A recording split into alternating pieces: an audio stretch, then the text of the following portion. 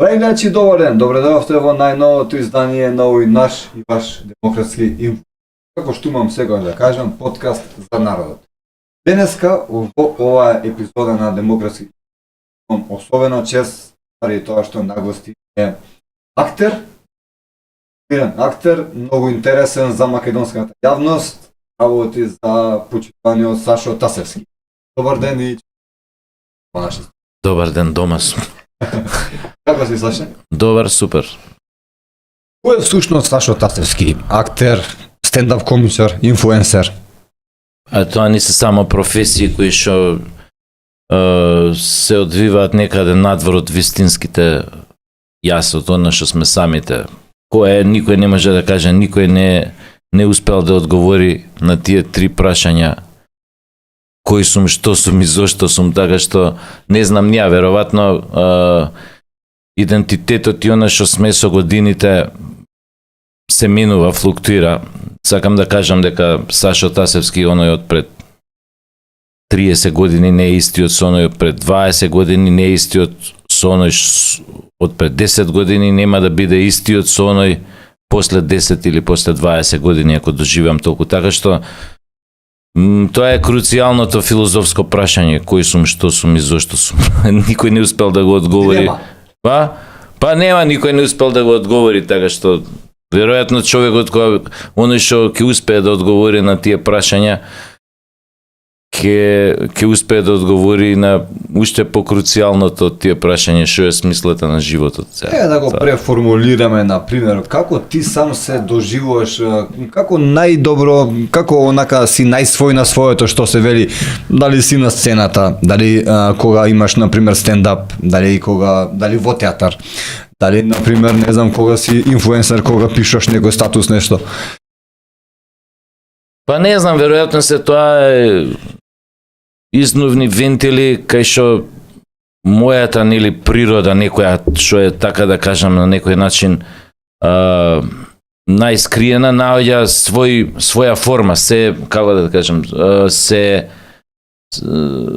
манифестира на некој начин кој што веројатно е најблизок до нас, што како јас се чувствувам најинтимно. Сега каде се чувствувам најпријатно, најкомфортно од сите тие работи, тука игра многу важна улога и појма немам. Театар кој прашање егото има многу важна улога, значи се чувствуваш убава представа, кај што си добар, кај што е добра представата, кај што добиваш овој реакција од публика, кај што си фален, славен и така натаму. Но генерално, ако некоја, да, има и тука медитација, самата таа улога кога ја правиш, кога не си ти, кога си на некој, веројатно на некој друго рамниште, ти стварно поверуваш еден момент дека си ликот и тогаш ти не си ти. А може би у тој момент си најмногу ти, кога не си ти. Така да тие прашање се, а ако веќе зборам за... Па не, него, тоа е тоа. А веќе ако зборувам и за она што сум ги пишал и книгите, имало и тамо такви моменти кај што отпосле ги сваѓаш ти каков креативен процес и бил и тека, како тој креативниот процес делувал на тебе и како ти си се манифестирал низ тој процес, да кажеме, си напишал книга, после година дена ја отвараш прв пат книгата што јас си ја објавил, ја читаш и едно време отвараш вака случајно некој дел, не дека ја читаш цела пак, и читаш некој дел и онака си викаш како уопште сум успел, како уопште ова успеало да ми текне да го напишам. И тоа е она со воодушевување кога го сваќаш дека си бил у една сосема друга тензија, во една сосема друга, како се вика тоа, состојба на свест, си напишал нешто што сега кога го читаш после година дена сваќаш дека у некој нормална ситуација да си бил, ментална, дека немало да ти текне таква работа да напишеш. И тие моменти што веројатно вадат многу работи од нас за кои што не сме свесни, не ги знаеме, но се тука присутни. И затоа е човекот според мене е филозофски да се изразам една огромна мистерија и дека никогаш нема да одговориме на многу прашања што се однесуваат до нас, до нашето постоење и веројатно така ќе остане до крајот на светот. Зашто знаеш дека ова е подкаст, дека и лабавите имаме, дека може ништо страшно не е доколку на пример скокнеме од тема во тема, така да еве ова ми е едно непланирано на пример прашање, но еве ми дојде последователно врз основа на тоа што го кажа сега ти. Спомна добри представи. Славен, нормално секој човек Славен у смисла на те свати да те пофалат ако си добар и така. Пофален, така. Да. Но на пример, што е со оние сигурно дека еве сите актери некогаш ќе потврдат. Дали има овој такви представи на пример, дали си знае самиот дека можев многу подобро, не требаше сега вака да биде. Па нормално дека знаеш, само што најголемата болка е кога твоето промашување се должи на некои околности врз кои што ти си немал контрола. Да кажеме, ако секогаш е твоја вината што не си направил добра улога, и сега имаш ти тука и уште милион други околности, например представата, режијата, интеракцијата со режисерот, каква била соработката со глумците, партнери што ти се на сцена. Често пати ти може и да си добар улогата, ама благодарение на овие ситуации едноставно да таа улога твоја да нема таков ефект. Затоа што све околу неа не чини, не е добро. И затоа е познато у нашиот свет една реченица, вика како вика реченицата, вика џабе ако имаш добра улога у лоша представа. Џабе, пошто представата лоша. Така. Нема сатисфакција. Зашо, како реши да станеш актер, глумец? Кога средно воопшто не ти се, значи не ти е ништо слично со глумата или? Па мојата одлука беше сосема случајна, што викаат Србите на мах. Тоа не беше уопште промислена работа или нешто што сум сакал да го направам. Околностите кои што претходеа на таа работа беа доста чудни, доста овака непријатни. И еден одреден момент кога сватив дека ја не можам да запишам тоа што сакам, затоа што почнаа граѓанските војни во Југославија. Факултетот што сакав да го запишам, едниот беше генетика, имаше само тако во Загреб. Имаше уште еден факултет, тоа време се викаше за атомска физика, тоа е квантна физика, во Белград. Почнаа војните, јас дипломирав 91-а,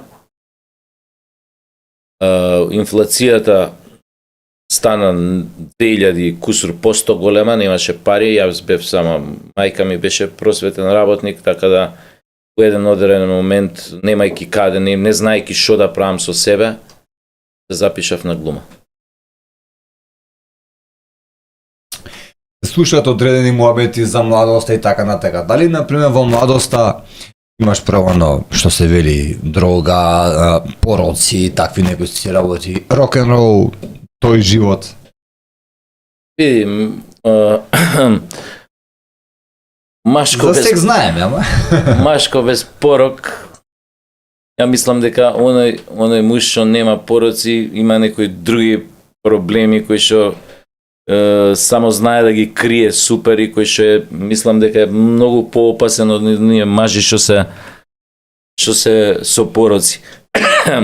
Нормално некој што ме знае дека ја бев спортист, јас немав пробано алкохол до моја 24-та година.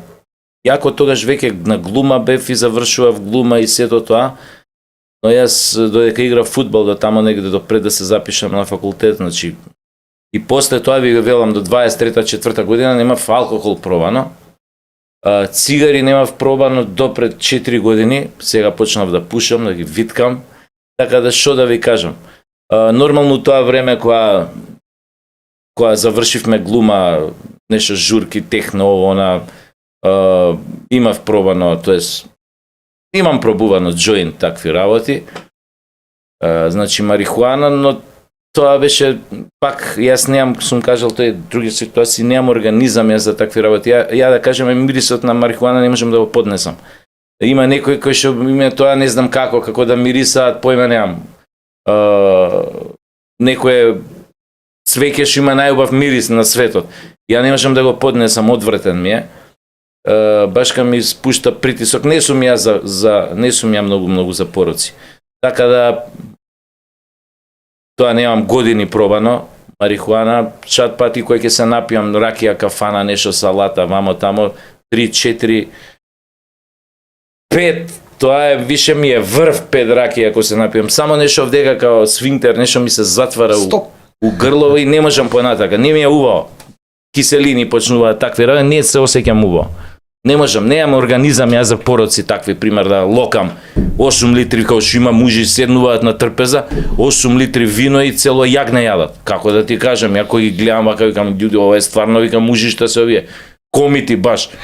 Знаеш, 8 литри вино да испие сам човек и да изеде цело јагне или прасе сам. Има такви, ја викам, ова како е можно, човеч, за 4, 5, 6 сата да го напред. Нема шанси, никогаш у животот, ќе умрам ја. Бога ми да, има такви, но тие се ретки луѓе. Абе не се, јас знам, има пијат, има такво, јадат и пијат. Јас сум гурман огромен, ама она што сум го гледал онака, стварно е за воскит. Не знам како може некој 8 литри вино да испие. Меѓу време нешто ќе на почеток ракија ќе испие, па ова, па виното на крај ќе дое, па мислам тоа е стварно ја им секоја чест мислам онака. Многу ми е мило што искрено си говориме на овие теми. За тебе нема табу теми, како што те познавам. Можам да потврдам и исто така е си еден од ретките луѓе на нашиот медиумски во нашиот медиумски етер кој говори јавно за сите теми без влакна на јазикот. Обично си сакаме ние во завиена форма да сето тоа. Секоја ти чест. Кажи ми, што ти текна книги да пишуваш, па уште од своевремено да бидеш и најчитан автор, не како денешните само прогласени најчитани автори? Како и за многу одлуки у мојот живот што ми го трасирале патот да се упатам негде, и таа одлука не се сеќавам како дојде. Веројатно пак као со глумата беше сплет на одредени околности и ја од секојаш уствари сум сакал да пишувам од дете. И сум правил состави македонски, памтам се она што сум го запамтил. Онака, ни сум се спремал македонски ни ништо, само темата ја добиам, пишувам и тоа редовно сум добил петка, дали основна, дали средна, нема врска. И сум знаел дека имам некој сенс за таа работа. И после имаше еден новинар во Пулс на времето, Младенов, која беше жив, Крун Велков, сега е во Струмица, веќе години живе, он беше уредник таму и една прилика ние се упознавме во Пелистер, седевме после премиерата на мојата прва представа, прва голема улога кај што доби Филоктет, он седеше со мојот професор Љубеше Георгиевски, со уште еден, двајца, тројца луѓе, не памтам кој бе, ја поминав случајно, ме видоа, ме викнаа, тогаш се упознав со него, правевме муавет и он мене ми рече, сакам да дојдеш во Фокус. Ја мислам дека ти имаш, вика, имаш талент за пишување, треба да почнеш да пишеш колумни. Пошто претходно разговаравме, ние разменивме мислења, видео од прилика каков ми е светогледот. Ја викам, важи, отидов у Пулс, он беше еден од уредниците, значи главниот беше и собственик беше Никола Младенов, покоен. И ме викна и така почнав да пишувам колумни за Фокус. Прво. И после тоа, не знам, за некои други вестници, беа се и Актуел, и не знам кој беа други нешто, не ми ни текнува веќе. И после некако спонтано дојде потребата, ај сега да напишам драма, пошто нели театар, она, и ја напишав првата драма Шмизла, која што после се претвори у збирка на драми, беа 5 драми у таа збирка. И така почна, после романите почна Пеперутка, па Угурсус, па драмите Аеродромци, па и така да. Така да исто тоа беше порив, но многу брзо сватив, можеби тогаш уште Крун Велков кога ме викна да пишувам колумни, уште тогаш сватив дека пишувањето ми е веројатно еден добар начин да се само излекувам, као терапија, дека ми е некој вид, дека ме смирува, на некој начин ме поттикнува да бидам креативен, да се забавувам, свати ви дека е забавно, оти една работа, ако се занимаваш, ако не ти е забавно, тоа значи дека дека не е за тебе, дека не е добра. И јас сватив дека пишувањето ме забавува. Значи, јас сум имал ситуации многу, дали сум пишал некоја драма или некој роман кај што сум пишувал и самиот сум се смеел до таа мера што сум паднал, што се вика, од столица под маса. Самиот што сум го пишал тоа, значи тоа е таква состојба на све што на обичен човек не можеш да му ја објасниш, да му ја нацрташ онака за да ја свати. Сам си пишеш и се смееш на тоа, значи, а тоа е обично доказ, индикатор дека ако тебе ти е смешно, освен ако не си нели идиот, да немаш необјективно мислење превисоко за самиот себе, па да мислиш дека е смешно, а никој да не се смее. Но со некоја доза на објективност, ако тоа тебе ти е забавно и смешно, можеш да бидеш сигурен дека и на огромен дел од публиката исто така ќе се забавува и ќе биде смешно.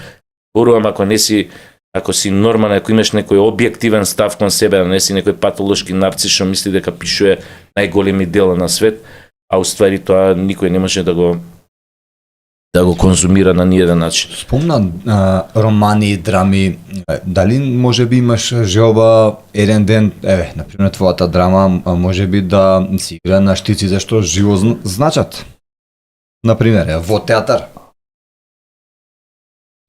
Мои драми си играле, само работата е што една се постави у драмски театар на времето, ама као партизански проект, без пари, интермецо, помина одлично драмата, супер, но такво беше време тогаш во драмски театар, такви околности беа да немаше конкретен ветер во грб таа представа. Сега втора работа, мои драми многу ги поставуваат аматерски театри и за пример Шмизла, не знам колку театри имаат поставено драмата, не знам колку награди имаат земено по аматерски фестивали за таа драма. Дури многу размишља дека не само таа, него и дека други, дека која би се поставила у професионален театар би биле доста гледани. Таа представа дека би била доста гледана. Сега има и една друга работа, што барем едно 5-6 магистерски докторати се напишани врз основа на мои драми и романи, кај што сум земен нели како тема на докторската и магистерската, да, има и 5-6 докторати и магистерски, тоа сум. Да. Така да некои докторирале на мои дела, еве, да кажеме. А јас, она што се зезам, не ми е ни битно искрено, ама се зезам, не сум ни члени на друштво на писатели. А луѓе докторираат на мене и магистрираат. Спомнам некој докторирале, па баш, значи, наредното прашање не ме лечи докторе. Никој може би не ни знае или малкумина знае дека всушност ти си првиот стендап комичар кој играл стендап представа во универзална сала 3 пати Јапонија далечната 2011 година. И какво е сега чувството кога денеска некој ти продава на тебе стендап, например? Па не, тоа види, тоа е нормална работа, луѓето забораваат, мислам. Тоа е големо проклетство на како да ти кажам, на медиумски познатите, квалитетни, медиумски познати работници, уметници, без разлика дали се водители, дали се глумци, актери. Тоа е големо проклетство што ти ако глумиш у театар, па еве и водител да си, што се вика, поминат години 15-20, никој веќе на тебе нема да се сеќава. Дури да си жив, младите генерации нема да те памтат. Тоа сега се случи со покоен Драган Б.С. Костич, кога јас сватив дека многу млади луѓе, музичари, дипломирани, човеќе работат, музики, вамо, музика тамо, работи за ова, работи за филм, работи за театар, музика. Значи, луѓе на 32-3 години нема појма кој е Драган Б.С. Костич. Ја бе фасциниран. Ако него се нема сеќавање веќе на него, што уште беше жив до вчера, што се вика. До толку погубно. Па онда не е тоа за погубно, едноставно таков е животот. Никој више, значи оној момент кој ќе умреш, ти можеш да бидеш и Роберт Де Ниро. После 3 дена те забораваат сите. Па ќе се сеќаваат уште твои поблиски деца док се живи вамо тамо, толку. Така да у таа смисла викам дека е многу онака. Да, тоа беше со стендапот тогаш, не мора, мислам нормално дека не се сеќаваат луѓе, но ситуацијата беше таква да, тоа беше првиот солистички стендап у Македонија, у смисла нема други, сам сум на сцена. Беше многу стресно. Исто и таа одлука ја донесов како сите многу други одлуки со продуцентот Оливер Ромевски, која ме викна на кафе да седнеме, седевме у Венеција, многу добро се сеќавам на моментот, у кафичен Венеција, што е на Партизанска. Ја бев во една таква ситуација, не ми даваа тогаш улоги, така беше, кој што се случувало, нели, неколку пати у моја кариера и не работев ништо, и ми вика, вака и вака идејава, стендап универзална, ја у старт имав некој однос кон стендап негативен, знаев дека е тоа многу стресна работа, затоа што настапуваш пред публика сам, нема кој да те вади, нема како да се вадиш.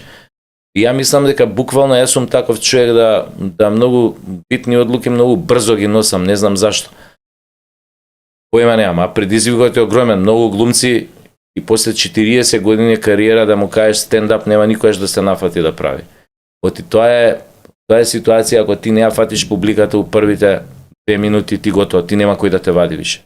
Ти повеќе понатака до крај на стендап, најдобро тогаш излези си после 2 минути веќе не се враќа на сцена. Оти да го јадеш тој срам, тој, како да ти кажам, тоа чувство на изгубеност до крај на представа, мислам додека имаш текст да изговориш е страотно тешко, страотна траума е тоа. Така да, у таа смисла, брзо одлука донесов, викам, важи, ке правиме и се покажа дека тоа беа тогаш кој ќе ми текне овации пуна универзална. Али чувството беше многу јако кога бев усран од страв кога излегов на сцена. И беше многу моќно чувството кога уште првата минута, мислам дека не помина ни минута, може не ми текна стварно, кога падна првиот аплауз на сцена и тогаш више тргна колата и немаше запиране. Само што ќе те видат луѓето се. Не е така. Таков впечаток имам. Не е така. Воопшто не. Ја бар не сум тој тип на човек. Дури ја себе не се ни сматрам за комичар искрено. А сум направил добри улоги што се комични у театар, но јас интимно не се чувствувам како комичар. Значи тоа може би прејака доза на објективност имам кај себе, но не се осеќам така стварно. Дали стендапот го сакаш, например? Што може, каква форма е тоа? Што може да се каже во стендапот што не може да се каже реално вака? Види, сега можеш ти да кажеш објективно што мислиш за многу работи, само што у стендапот имаш една, како да ти кажам, еден заштитен филтер, ја би го рекол, затоа што тоа го се криеш зад формата стендап. Значи, кажувам комедија. Јас се зезам луѓе. Ја може верувам ова искрено, интимно може не верувам. Ако седиш у емисија и дебатираш од позиција на ти, кој што си, тогаш нема вадење, тоа твоите мислења се само твои, ничии други. И затоа е пострашно, постресна е таа ситуација, да кажеш вистина, а да не си устем, да не се криеш за таа форма, која што е наречена, нели, стендап или комедија или како и да е. У принцип, ви реков, стендапот е една стресна работа, јас искрено не ја сакам многу. Иако сум се, како да ти кажам, сум се нашол на некој начин тамо, но реално не уживам толку у неа. Стресно ти е? Па, види, ја кога искочам на сцена, ја тогаш веќе знаеш, немаш трема, као у авион кога влегуваш, кога више ќе влезеш у авионот и кога ќе знаеш ќе полета за 5 секунди, џабе да се плашиш понатака дали ќе падне или нема да си влегол, више готово се, тоа е тоа. Ама да, осеќаш страв пред да влезеш у авион, кој ќе влезеш, така истата работа е со ова, ама дека премногу уживам у таа работа, не. Многу ми е боле, многу ми е подобра форма, пример, добра улога да добијам у театар, отколку нешто стендап, ако ќе ги видам, сум имал разни ситуации у стендап, кај што сум гостувал и по ресторани и по такви работи, значи имаш еден момент кај што стварно е непријатно се осеќаш како изведувач Сега ја почнав стендап во еден град, беше во Македонија, и како ја го почнав стендапот, така вечерата им ја носеа на луѓето. И сега како да ти кажам, ти збори стендап, овој јаде тука сече. Нормално луѓе додека јадат, комуницираат, кој те гледа тебе, и такви ситуации имаш многу, и тоа е она што ме нервира. Така што ја тогаш добро поминав тамо, но генерално, како да ви кажам, тоа невнимание од време на време, нормално се луѓе јадат се, како да, а ти си забнети текнало на таа работа да им кажеш, ја бе, вечера не служете додека јас зборам, значи вечерава служете, а после појма неам, или нарачкиве што ги имаат гостиве и така натаму и така. Така да тие се една од тие непријатни ситуации се со таква публика што нема како се вика, што нема онака консензус како театарската публика. Театарската публика доаѓа у театар, има консензус со правилата на театарот, правилата на куќата, дека тоа што го гледа е една убава лага или не знам каква, и дека све што е на сцена е условно, ќе го сватиме дека е вистински, и има некој така консензус, и нели седи у седиште, мирна, значи партере, тоа се гледа. Вамо разни има ситуации, поготоа што, како да ви кажам, на еден стендап у еден град у Источна Македонија, мислам, на сред стендап ми упадна некоја локална ментално болна особа. Да, мислам, ја првите нормално сватив у 10 секунда, ама првите 5 секунди не сваќав што се случува. Значи ми упадна, може ли микрофонот нешто да кажам, делува сасвим нормално, жена, се смее, претходно нешто имав, кажав нешто, се смеа сите, она така насмеана со насолзани очи, демек нешто така, доаѓа и може ли ја нешто да кажам за ова сега што го кажам, многу се насмеав, ја го дам овој микрофонот. Човече, 5 секунда сваќаш дека ова има логореа салата од зборови, дека е а јас за тоа кој го дам телефонов, гледам публикава, дека микрофонот, и гледам публикава со ококорени очи, вака ме гледам, ја знаат кој е, не ја знам кој е, и телефон, овој микрофонов и го дам, и почнува да збори, и викам, дај ми го микрофонот, не го давам. Не ми го да, не ти го дам. Абе, дај ми го микрофонот. Не може, вика, уште нешто да кажам. Добра, ај викам, ќе кажи уште нешто кратко, ќе продолжува да збори. И сваќаш дека она нема да престане да збори, него едноставно си прави она стендап. И викаш, сега ќе го зеам шо, а забеле у тој момент газдата што ме викна на кафичот, да, овој правам у еден град у Источна Македонија, забеле у тој момент излегол, нешто му рекле за колата, тука некое возило требало да помине од појма немам, некоја безбедност, појма немам, па на лошо место да ја препаркира. Тоа се случува у тој момент кога тој излегува. И јас сега како сега да реагираш, и тоа трае, дај ми го микрофонот, не ти го дам. И влага газдата. Што бре, и ова кога го виде, само кога го виде газда, мене микрофонот у раце, со бегање, со трчање избега, не знам како да ви кажам, имате милион ситуации кај што дури непријатни ситуации од типот знаеш. Тоа е една Сашо комично стресна ситуација. Мислам за сите може да е комично, но за комичарот кој е на сцена не е баш така розово. Но еве и сакам да те запрашам, си гостувал во многу места, градови за стендапот на пример. Има ли некои непријатни ситуации од типот на не знам, некој да ти дофрли, дали враќаш на такви, дали се оглушуваш, како тука на пример постапуваш? Те прашувам за да знам што би правил јас подоцна. Купувам искуство. Па не знам, тоа се разни моменти, зависи кој што како ќе изреагира, како ќе ти каже. Ако сега некој ти попречува во изведбата, а тебе ти е тоа работна обврска, значи за тоа некој те платил да излезеш на сцена и да одработиш задачата, и ако некој константно ти смета, укажуваш да престане да смета или да ја напушти салата, да излезе. Ако не излезе, бараш од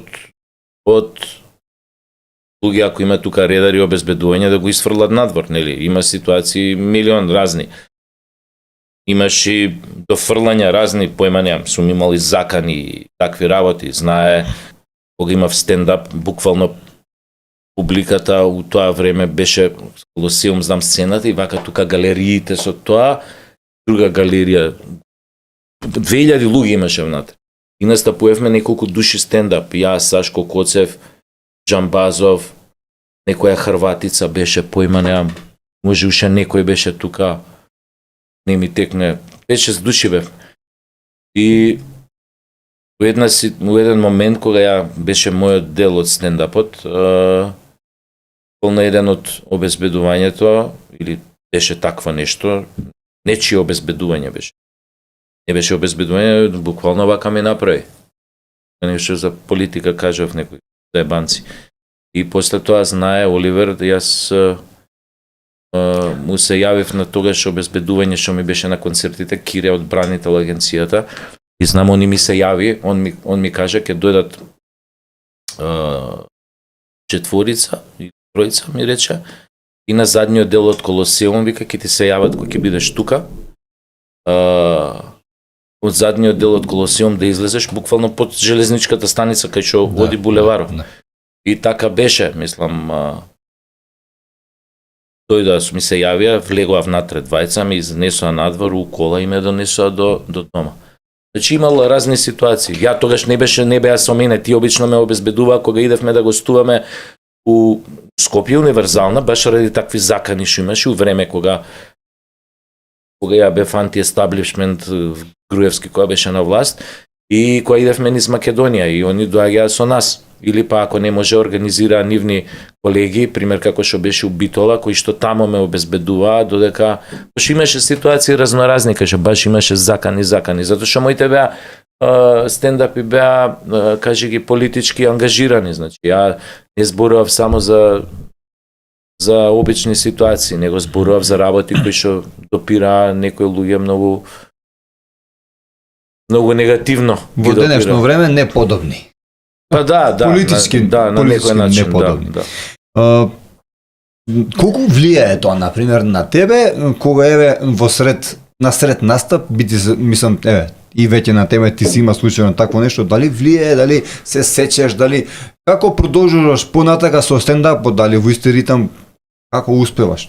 Зашто не е тоа, еве јас например, пошто спомна дека си играл и фудбал, меѓу другото јас исто така играв фудбал, бранев на еден од моите тренинзи, напаѓачот падна во кома при еден воздушен дуел, јас тренингот не го продолжив, колку бидна.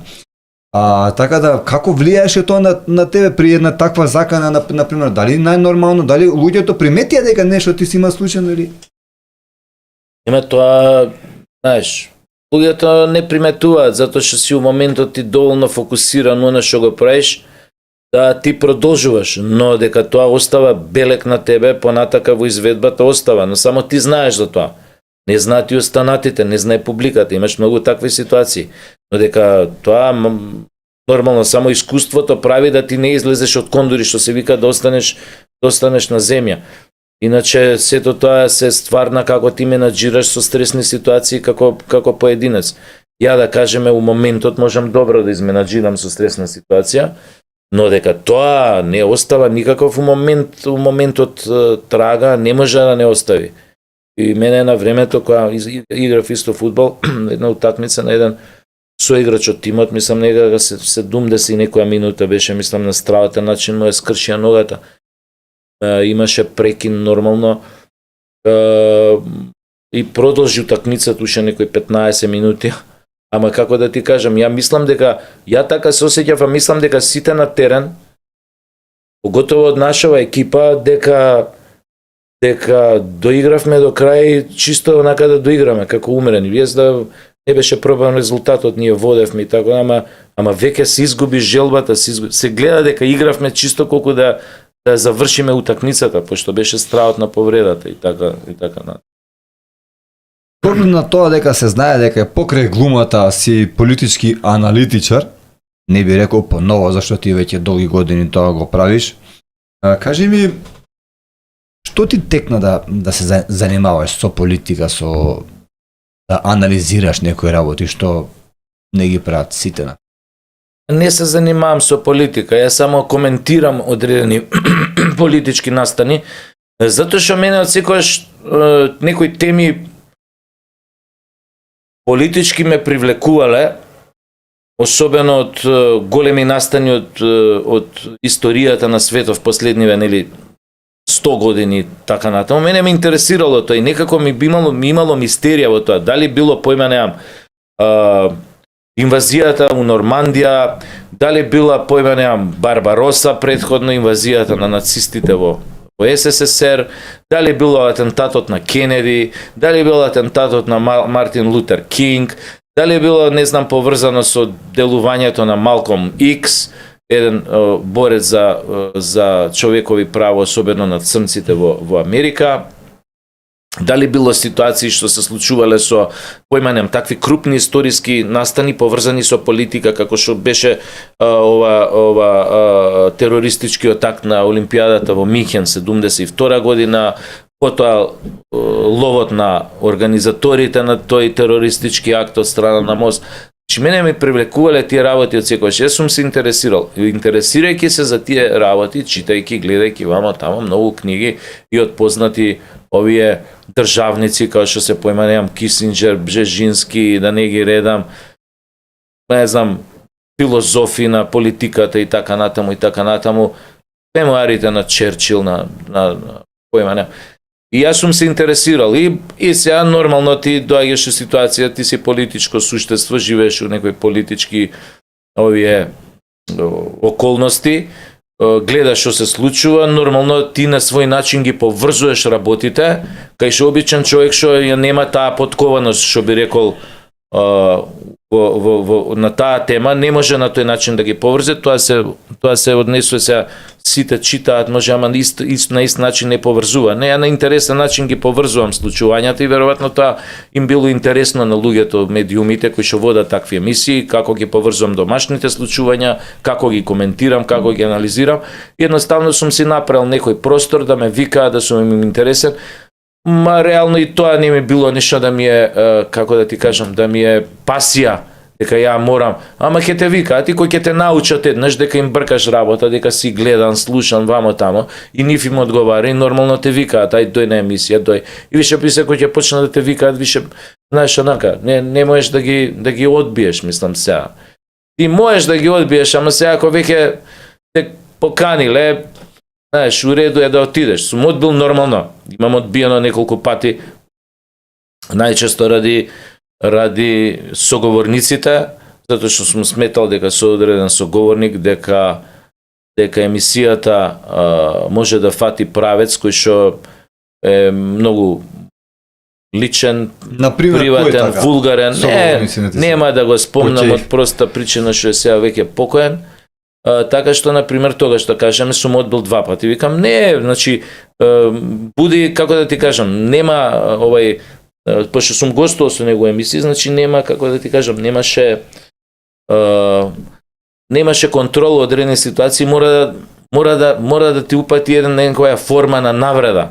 Знаеш, сега ти еднаш ајде, втор пат ќе, ама трет пат искај тебе буди, нормално буди потреба да вратиш до овој. Филип Петровски добро си помина со него, па стана и си замина човекот. Види, од сред емисија. Види, поентата на дебатните емисии од тој тип, ја тоа сум го кажал и друг пат, не е ајде да си мериме кој има поголеми мускули. Не е поентата у тоа и да се навредуеме меѓу себе кој поише знае, кој помалку знае. Или ти не знаеш ништо, ја знам поише од тебе. Или кој кого го победи, кој кого го нокаутираше. Тоа некоја рака е метафора на ринг. Но не е тоа целта, не е поентата. Леле, шо му направи. Знаеш, нашиот народ почна да ги доживува тие емисии како гладиаторски арени. Дека едниот на некого може, дека некој на некого треба да му исече главата и да му испие крвта. Не е тоа поентата на тие емисии. Не знам зашо луѓето тоа така го гледаат. Или да кажеме ситуација од типот да некој те вика во емисија за да те искомпромитира, за да те навреди, за ова, за она. Ти кога викаш некого емисија, ти си домаќин. И ти треба да имаш однос кон соговорникот, дека си го викнал дома. Е како веќе си го викнал дома, тој у твојот дом треба добро да се осеќа. Не да го користиш ти медиумот како алатка за отсекување на глава, како гилотина. За жал, има луѓе кои што го користат на тој начин. Сега конкретно збориме за дебата, кај што нема потреба.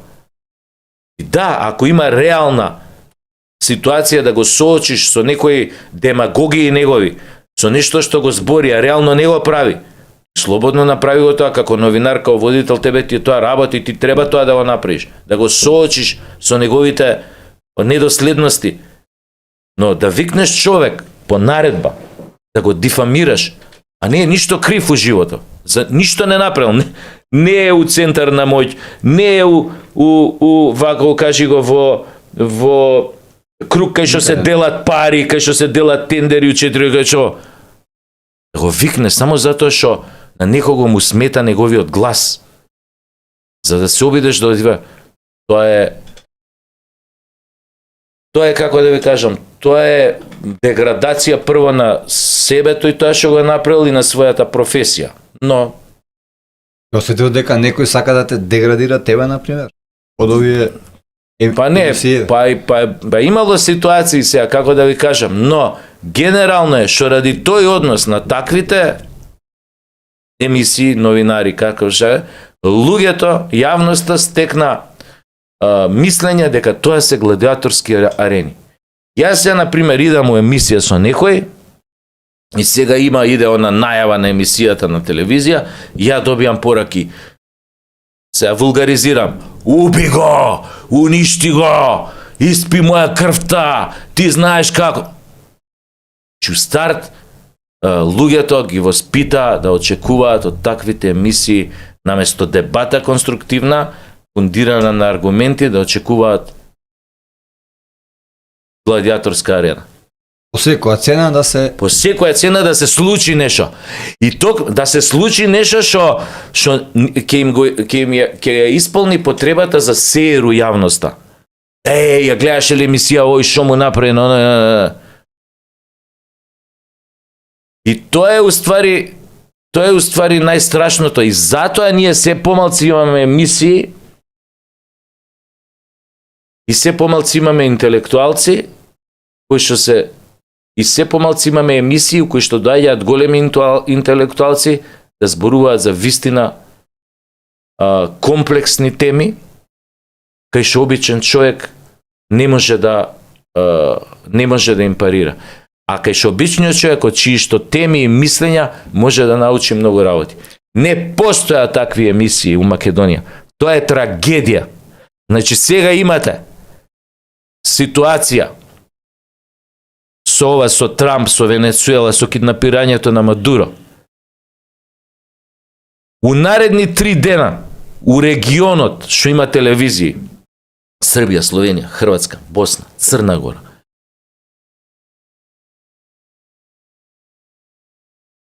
На 5 различни телевизии у тие држави, пошто имаат поише телевизии приватни, национални, така.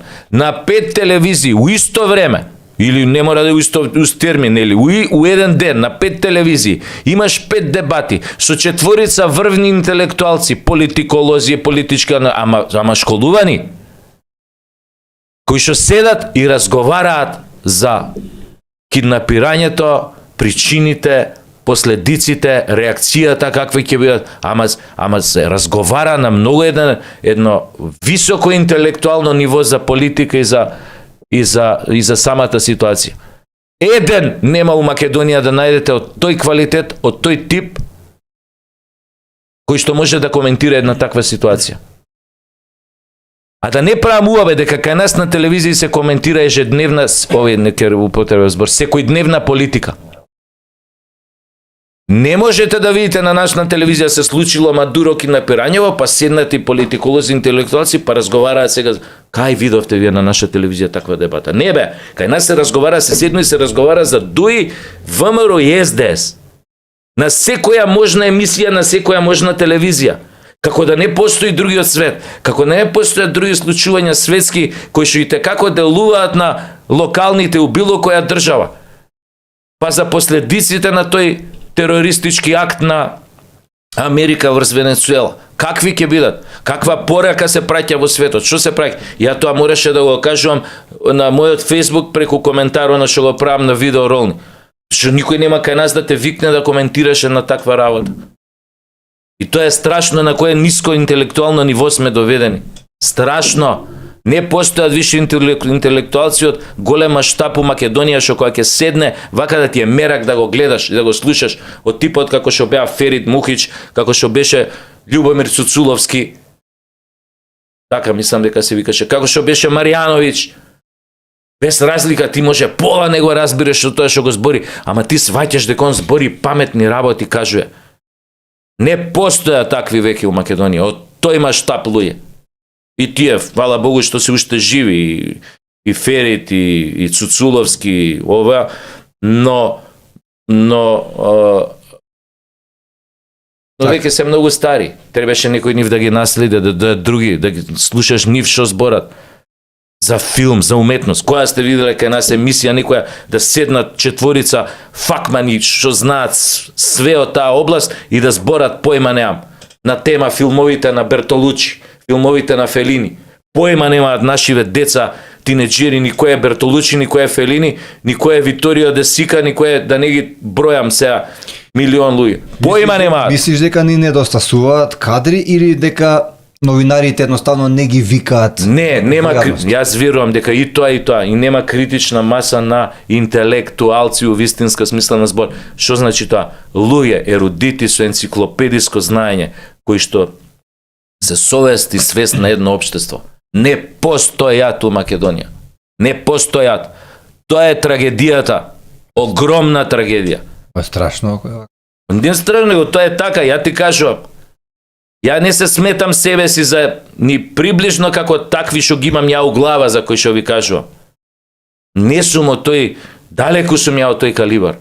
Но ја гледам у регион, кога гледам емисија, го гледам страутни интелектуалци. Седиш, го гледаш дека нема што не знае, нема на што не може да збори тоа. Има свое мислење, изградено, конкретно, негово, лично. Како проја, Сашо, со македонските бугари, што им погреши толку? Мада и мене исто како и на тебе не ми е јасен тој термин македонски бугари, што ти јавно во една дебата запрашаш што е тоа македонски бугари, или си македонец или си бугарин, не знаеа да ти одговорат. Како пројаш ти со нив? Однапред знаеш дека тука ќе има конфронтација. Тоа е иста таква глупост како што ние се обидовме да ја создадеме, која сакавме нашите албанци да си ги помакедончиме, па викаме македонски албанци.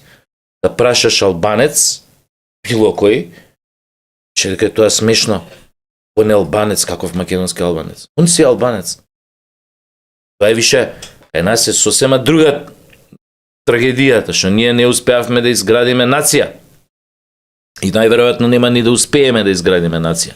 У смисла сите да се идентификуваат со оваа држава, со обележјата на оваа држава, да се таа смисла нема да изградиме. Да Југославија не успее да изгради, не верувам дека и ние ќе го направиме. Тоа мада Југославија беше многу блиску, но не стигна, нели, пошто ова не е битно. Така што самата таа синтагма македонски бугари, таа е глупост измислена од страна на бугарските служби, кои што на тој начин ја, како да ви кажам, еден вид на еуфемизам користат во смисла да ги доближат, да ја доближат до свеста на македонците идејата дека ние сме ист народ, само различна држава. Па ете, да, точно е, има македонски бугари, кои што самиот кога ти кажува ќе те збуни, например, ќе ти каже, ама јас осеќам како јас ја сакам Македонија, ама се осеќам, јас сум овде роден, ја тука све, ама се јебе, можам ли да сменам фактот дека мајка ми или баба ми се изјаснувала како бугарка? Порете, немаш да го смениш. Не се каже дека си македонски бугарин, каже бугарин си и точка. Тоа им се форми кои што они ги користат за да ја доближат некако таа нивна идеја за ист народ, да ја доближат до македонците. Нормално дека тоа нема да успеат, затоа што ние не сме ни глупави веќе, ни наивни. Може бевме наивни до пред некоја година. Па не, види. Тие за жал уште мислат така. Но и за жал, онака што ти реков, секојаш ќе најдеш истомисленици, било каква глупост да треснеш у држава, ти биди сигурен дека ќе најдеш истомисленици. Особено ако си политичка партија, ако имаш моќ, ако си на власт, како што беа тогаш СДС на власт. Нормално дека имаа машинерија која што ги убедуваше бугарите, македонците дека Не е ништо страшно. Дека не е страшно што има врска тоа, ние сега ако кажеме дека Гоце Делчев е заеднички или ако е бугар или ако е Илинденско овостение заедно, што има лошо во тоа? Па велат дека треба да живееме во иднината, во минатото. И сето и цел тој таа, како да кажам, доктрина на дезинформирање, на пропаганда, кај многу луѓе тука фати корен. Значи многу луѓе почнаа стварно така да и кој ќе го му постоиш некое прашање кое што излегува, кое што му ја кочи логиката на тоа што му го испрале мозокот и што му го туриле со инка у партија, и тогаш ќе застане и ќе рече па да, па стварно, па зашо тогаш вака, па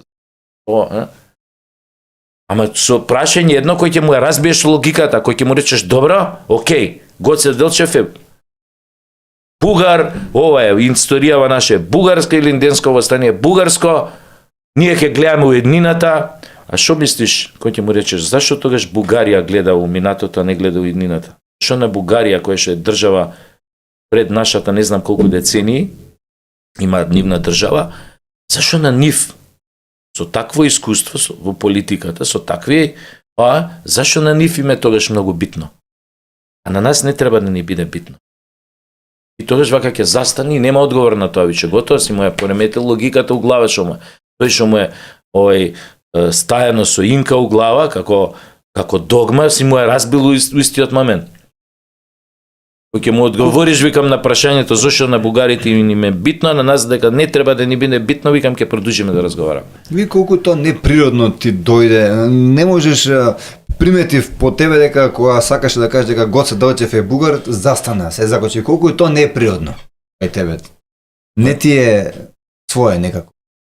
А не е битно, мислам, како да ти кажам. Се помисли што да кажеш, дали бугар, дали? Значи, многу е просто. Значи, бугарите се татковци на фризирање на историјата на европскиот континент.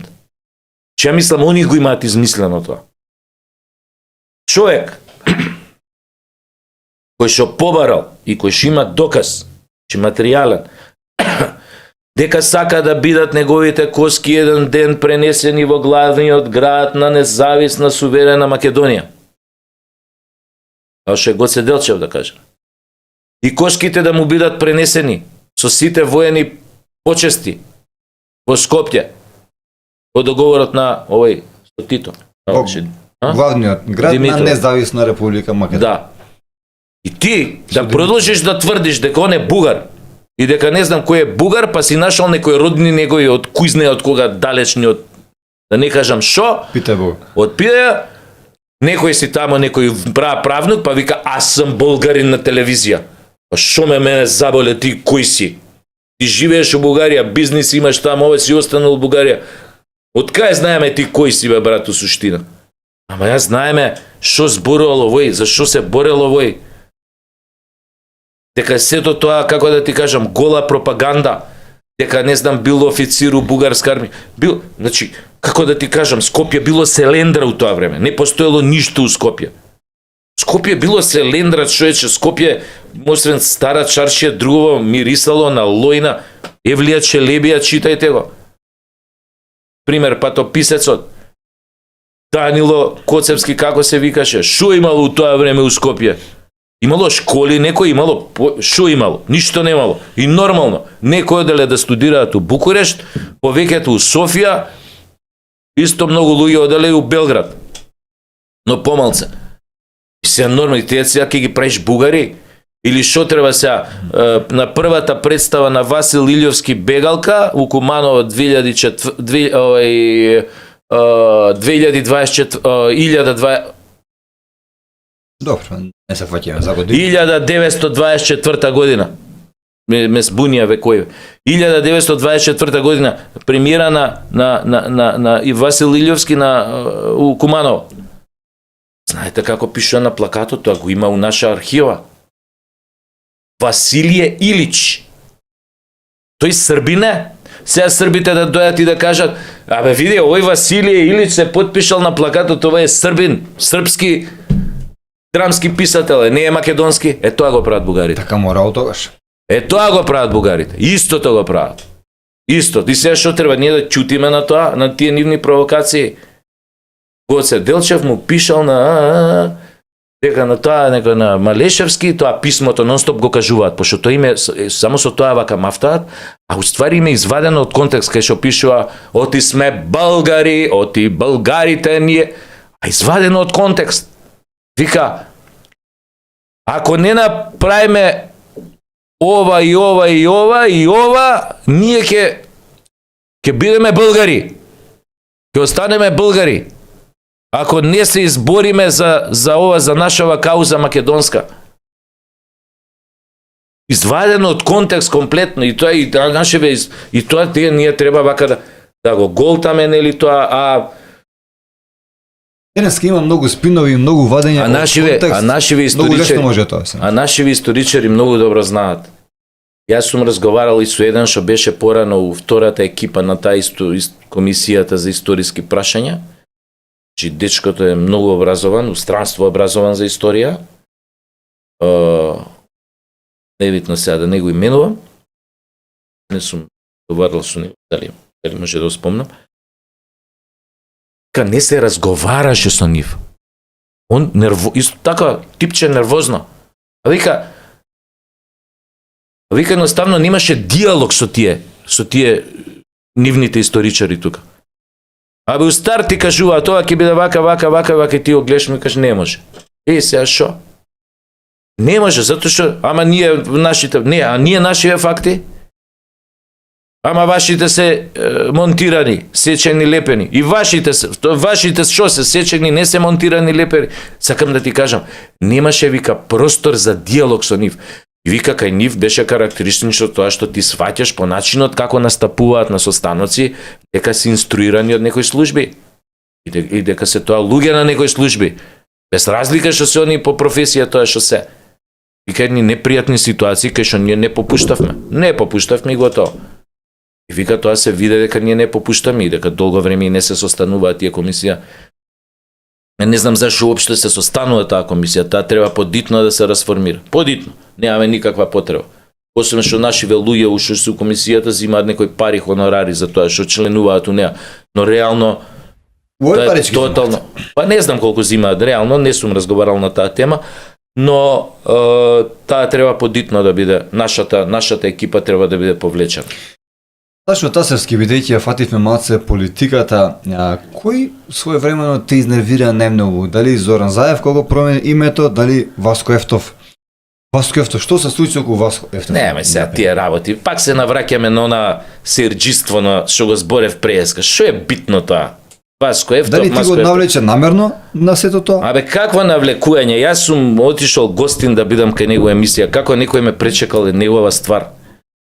Мислам, како да ти кажам, што е сега тоа, Васко Ефтов било пред година, што е битно, мислам, сега на крајот на кришта. Дека секој негативна е позитивна. Ама ја го искоментирав тоа преска. Значи, зашо па да се навраќам? Само пак го правиме истото, ја го храниме сеирот кај луѓето. И понатаму да бараат нешто. Не бараат она што го кажав преска што треба да бараат Васко Ефтов, бараат некој Ваков, бараат пирани, бараат гладиатори, бараат арени. Не бараат луѓе што ќе можат да научат нешто паметно од нив. Подкастерите, водителите не викаат луѓе од кои што народот ќе може да научи нешто паметно од нив.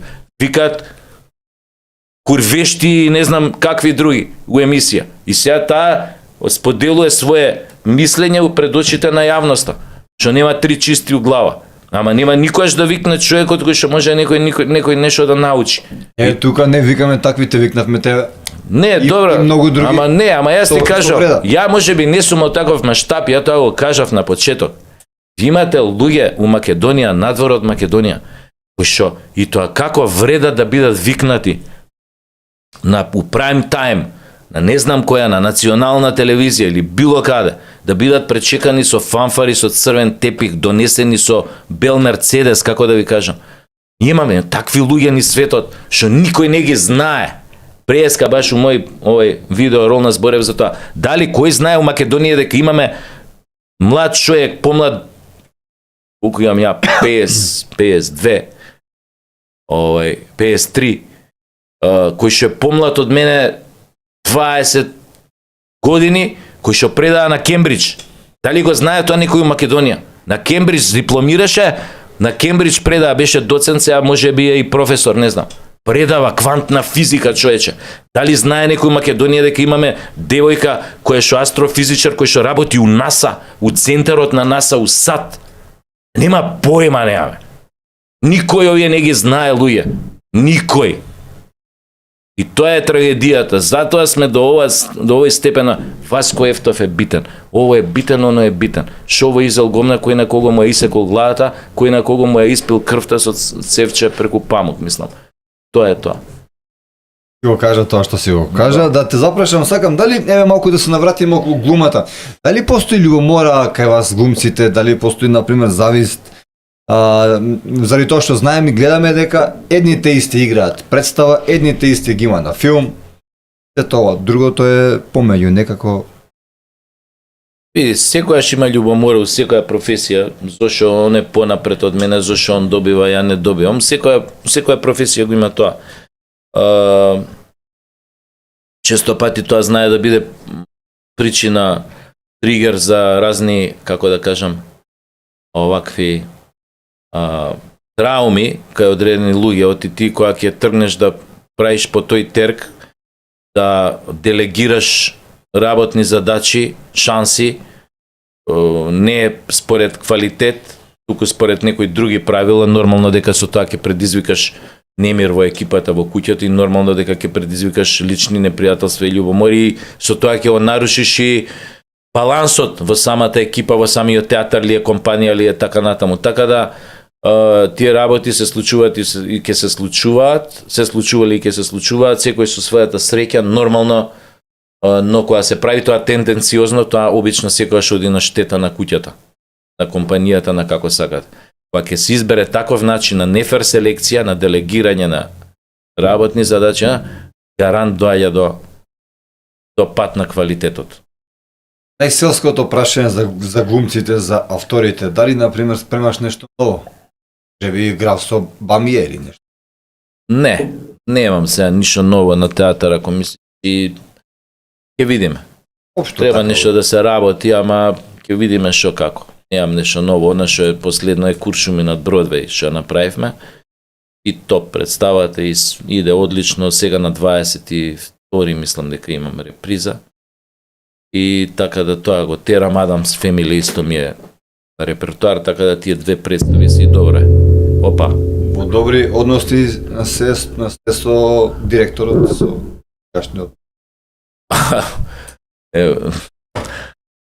Јас со него сум иста класа, мислам. Ние сме у иста класа завршени. Ма јако он постар од мене 4 години, пошто покасно си има запишано на глума, ама иста класа сме.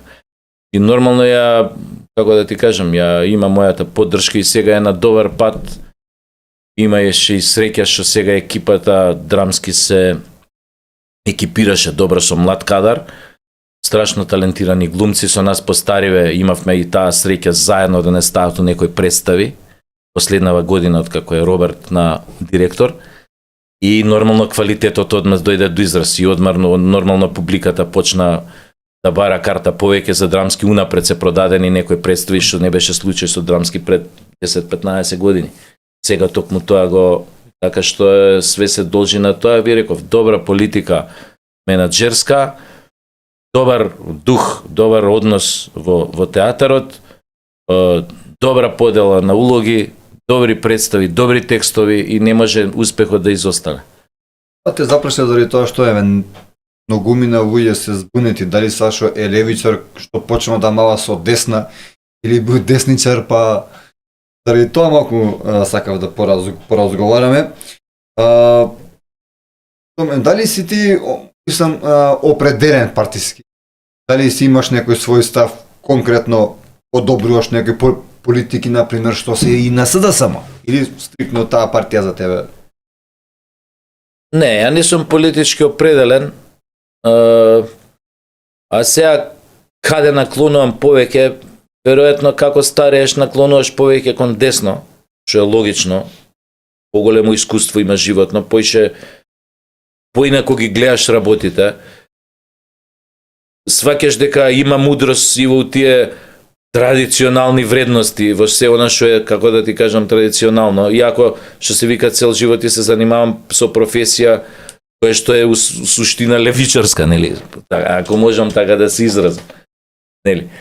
Ама сваќаш дека со тек на време дека некои вредности животот дека се како фундамент, како темел и дека не можеш и дека многу е глупо да веруваш дека ако го изместиш тој темел дека куќата, статиката на куќата ќе остане иста. Не може да остане иста.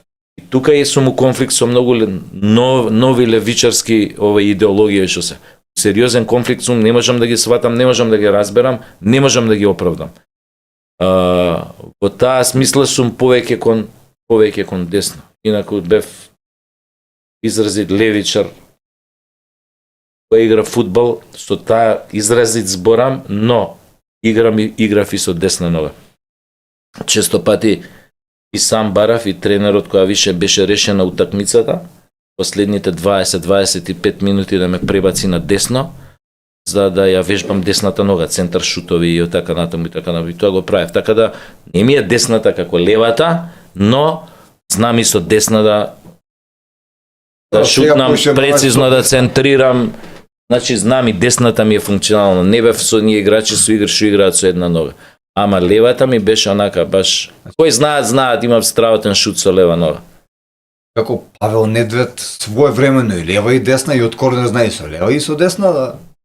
Па да. Значи ми се случувало кога играм тие последни 20 минути кои ќе ме ставеше намерно на десна страна по моje барање, да вежбам десната нога на официјален меч. Да, често пати изведував и корнери, пробиви и центрирав со десна нога и сосем, како да ти кажам, сосем пристојно го правев тоа. Некако со левата, но сосем пристојно. Преку Тасевски шоу, многумина те познаваат и преку ова шоу, твое преку Тасевски шоу. Дали тоа беше всушност твојот допринос да се заминат од власт овие што седеа на власт 7 години, некој ќе каже, ја уништуваат државата? Тоа е убаво да се верува таква работа дека она што го коментираш од позиција нели на критика политичка, коментар против власта, анти-естаблишмент што се вика, дека на некој начин придонесува за побрзиот пат на таа лоша власт, така да се изразам. Никоја што не е некој таков удар да со тоа ти можеш да дестабилизираш било која власт со твоите коментари негативни, дали се преку сатира, дали се преку, не знам, емисии, разни колумни и така натаму и така натаму.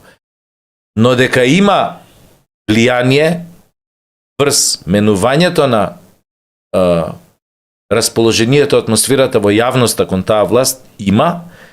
И затоа не случајно имаат специјални екипи тие партии, која е на власт, има специјална екипа која што се занимава со пресметка со неистомислениците нивни, особено ако се од некој интелектуален маштаб кој што излегуваат во јавност, видливи се многу во јавност, кои што зборат против таа власт, против незините политики. Не случајно имаат они центри за дезинформација, за информации, ги вика за дезинформација кај што сакаат да ја протуркаат својата идеја. Што значи таа борба со информациите, со мислењата не е некоја за запоставување, но во конкретното рушење физичко на некоја власт не игра голема улога. Но игра улога во менувањето на светогледот на јавноста, на расположението на јавноста кон одредена власт и на отварањето очи кај голем дел од јавноста за тоа каква е таа власт. Ако е таа власт лоша, побрзо јавноста да свати дека е лоша. Ако веќе имаш пристап до медиуми и го кажеш своето мислење и аргументирано да кажеш зошто е лош. А во самото физичко уривање на власт, од власт на една било која власт, тука играат улога многу поголема други фактори. Дали имаш, например, чувство дека има впрочем јас и се надевам многумина од јавноста покрај тебе секогаш се крева некаква прашина. Некаква прашина од типот на еве велат власта те плаќа, па велат дека и минатите те плаќале. Можеме ли еве конечно да кажеме вака јавно што има во тоа вистина, што нема вистина? Како да ви кажам, луѓе што им пречиш, искрено им бодеш очи и не може да те поднесат од дното на душата, нормално дека ќе најдат начини како да те искомпрометираат, издифамираат у јавноста. И тоа секојаш било и така ќе биде. Разни кои ниме тоа задача, едноставно тоа му е домашна задача, пробај овој малце, фрли му кал, фрли му пепел, фрли му ова на лице, фрли му она, фрли му, и тоа го прават. Но реално, знаете по што се гледа кога некој автентично кажува свое мислење и кога некој автентично верува у тоа што го збори, без разлика дали у моментот поддржува некоја политичка опција или не. По тоа што по начинот како го збори, јавноста многу лесно сваќа дека тоа негово вистинско мислење, дека тоа не го кажува тој по наредба му се јавил од горе некој Мицко или не знам кој кажи го ова, него се гледа по начинот на зборување, по начинот како го аргументира тоа, дека он верува во таа работа. Сега јас знам од глумата, кога човек верува у нешто што го зборува, тогаш знае дека секојаш газот му е покриен, дека нема да и дека нема човек што нема да му поверува у тоа што го кажува. А најважно е самиот на себе да си веруваш у тоа. Затоа глумците имаат проблем кога кажуваат работи кои што не веруваат. Онде се лажни, онде се изгледаат фейкерски, изгледаат извештачени, изгледаат вака.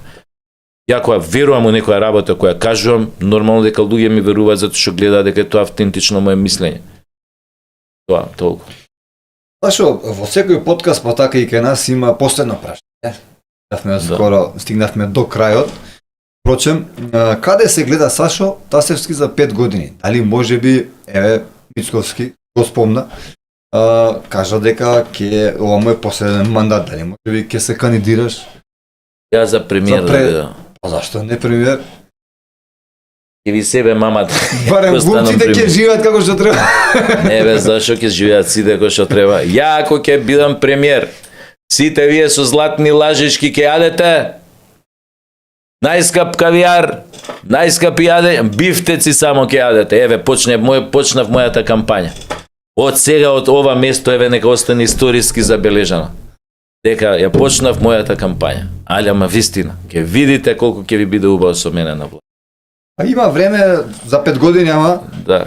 Или за до другиот живот. Така, да. ја ќе гласам прв. Да. За тебе. Ото, имам еден првиот глас, го имам. Да. Се гледам. Да.